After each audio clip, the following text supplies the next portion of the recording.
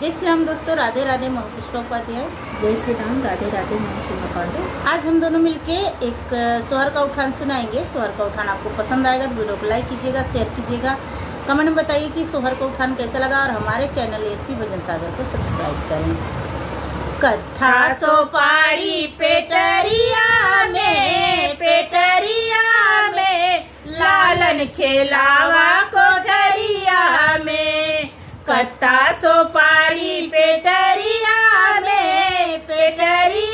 में लालन खेलावा कोठरिया में। सासू जो आई देवता मनन को, सासू जो आई देवता मनन को। सासू का पियरी बजरिया में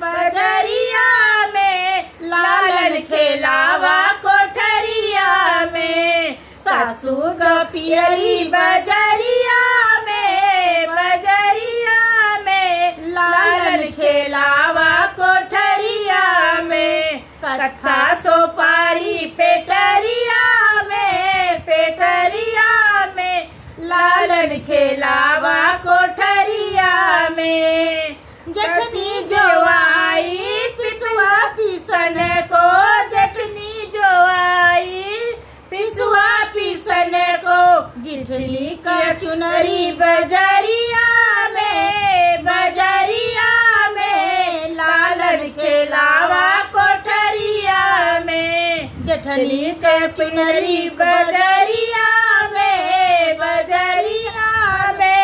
लालन खेलावा कोठरिया में। कथा सोपारी पेटरिया में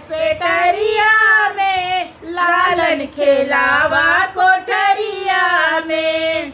ननदी जो आई कजरा रचन को, ननदी जो आई कजरा रचन को। ननदी का कंगना बजरिया में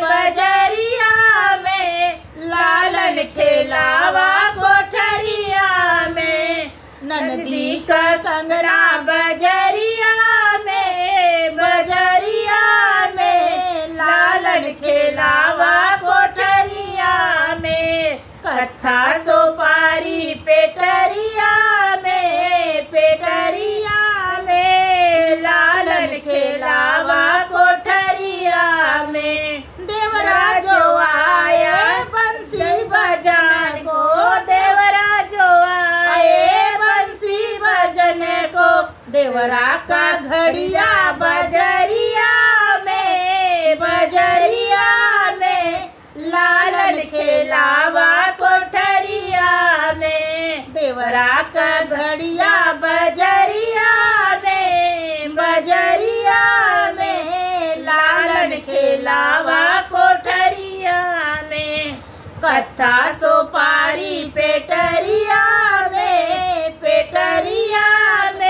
लालन खेलावा कोठरिया में। लालन खेलावा